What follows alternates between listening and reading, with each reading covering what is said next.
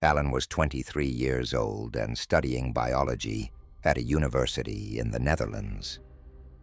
Since the age of 16, he had been working part-time in a supermarket, primarily to help cover his living expenses and reduce his financial burden as a student. Initially, it was just a convenient way to earn a stable income and gain entry-level work experience. Over the years, however, he became familiar with the ins and outs of the store, the habits of its customers, and the internal organization of the team.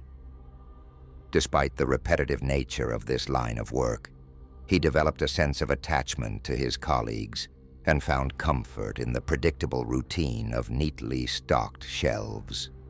Never did he imagine that between these ordinary walls, he would experience something so unsettling, something that bordered on the supernatural. For the past 4 years, he had regularly filled a specific early morning shift, running from 4:15 a.m. to 8 a.m. This schedule suited him reasonably well. He could tackle his supermarket duties before heading off to his university classes or personal commitments. During these shifts, his main tasks involved receiving the delivery trucks, unloading goods, and organizing the items on appropriate roll cages for stocking. It was a demanding role, requiring both physical effort and logistical planning. Alan carried it out diligently, believing it was better to stay on top of the workload than to fall behind and disrupt the smooth flow of the day. On October 3rd, when fall in the Netherlands typically brought cool, damp weather, a surprisingly mild temperature of around 15 degrees, 59 degrees somewhere, was predicted. Alan, who traveled by bus, had merely brought a light jacket, assuming it would be enough for a night that wasn't supposed to be very cold. After stepping off at his usual bus stop, he walked a few minutes toward the supermarket's large glass facade. The street was quiet, dimly lit by a few street lamps, while a light breeze rustled fallen leaves along the sidewalk. Nothing struck him as particularly unusual for that early hour, until he was just a few steps away from the entrance. Suddenly, he felt an intensely cold gust of air, as though the temperature had plummeted out of nowhere. This abrupt, biting chill gave him goosebumps. He wondered if the wind had simply picked up, yet the sensation lingered, as if an unseen presence was sapping the warmth from the air around him. A colleague, who was also scheduled for that early morning shift, arrived shortly afterward and voiced the same observation about how cold it felt. Their brief exchange confirmed Alan's suspicion. He wasn't the only one who had noticed something off. They both admitted sensing this drastic temperature shift. Although uneasy, they tried to brush it aside. Retrieving his keys from his pocket, Alan was startled by how heavy they felt, so much so that he accidentally dropped them onto the ground. He picked them up, surprised but not wanting to overthink it, attributing the slip to fatigue from waking up so early. Inside, the supermarket was mostly dark. Only a few nightlights glowed faintly along the aisles and near the main checkout. Alan was familiar with the usual hush of these early hours, but tonight it seemed even quieter, as if every sound might double in echo. Alongside his co-worker, he headed toward the back of the building, where the technical room and stock area were located. As they passed through the aisles, Alan thought he detected footsteps that didn't match his own or those of his colleague. The sound was distinct and swift, like someone running a few steps away. He exchanged an uneasy glance with his fellow employee, both of them wondering if perhaps a customer had been accidentally locked inside or if an intruder had slipped in. But the store's security system should have prevented any such breach. They then proceeded upstairs to grab the handheld device needed for inventory tracking and the internal phone used for communicating with delivery drivers or handling any internal calls. Alan, with more than 6 years of experience at this supermarket, was accustomed to checking the security cameras. if only to ensure no one was accidentally roaming in the aisles after closing time. Flipping through the different camera feeds, he saw nothing out of the ordinary. The aisles remained empty and still, just as the store's after-hours footage always appeared. Relieved by the uneventful view, he and his colleague shrugged off the earlier noise and decided to move on. While waiting for the truck to arrive, they were asked to tidy up a few leftover items from the previous day.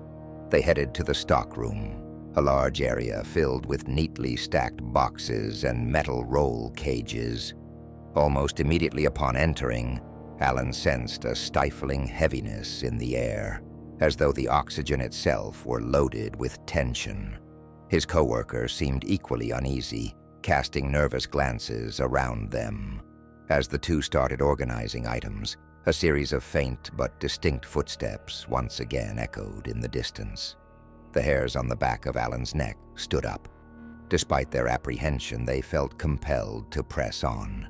There was no valid excuse to abandon their post, given that the security footage showed no visible threat. Around 4:40 a.m., they were in the self-checkout area, placing items on the shelves nearby. Usually at this hour, those self-checkout machines remained inactive, so both men froze when they heard a familiar electronic beep, the kind produced when scanning a barcode. A second beep followed a few seconds later, then a third. Alan's heart pounded. If no one was scanning anything, why did the registers keep chiming as if someone were using them? He tried to rationalize it as a possible system glitch. Still, the eerie consistency of those beeps rattled him more than he cared to admit. At around 5:00 a.m., they moved back to the stockroom to open the loading dock door in anticipation of the truck's arrival. While standing near the dock, the internal phone suddenly rang. Alan checked the screen and saw an internal number, 405, displayed as the caller. He was instantly alarmed because he knew that phone 405 was out of service. It had fallen into a sink 2 weeks prior and hadn't been repaired or replaced.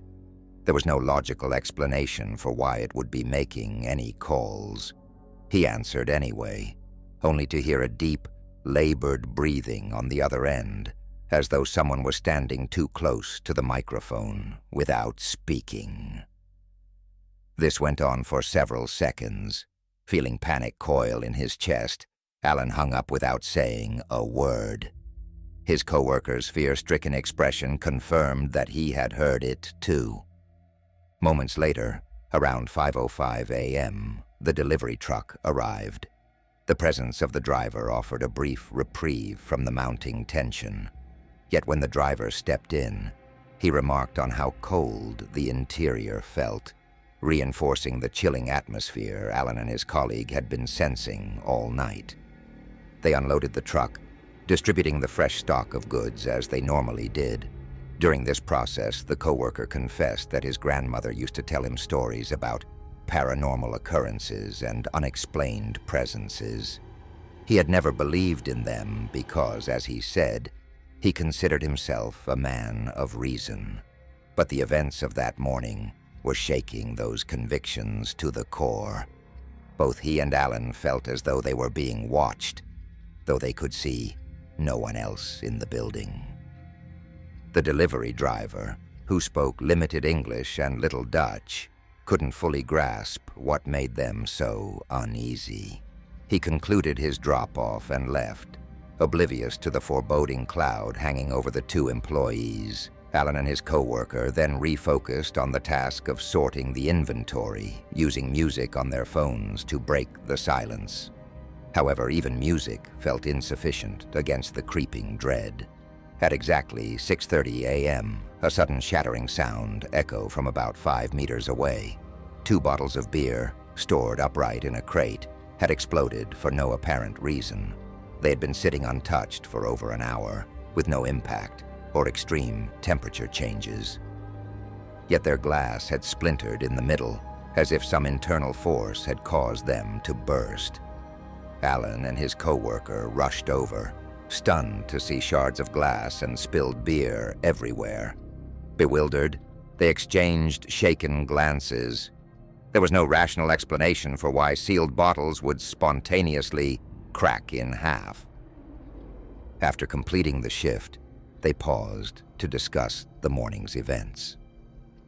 Both of them admitted experiencing sudden pain in old injuries, the co-worker's knee and neck, Alan's lower back and wrist, old aches from previous accidents that had unexpectedly flared up again. They speculated that something unexplainable had been present with them throughout that early morning shift, intensifying discomfort in these weakened parts of their bodies. Unable to cope with the sense of doom, the co-worker, still in his probationary period, chose to quit that very day.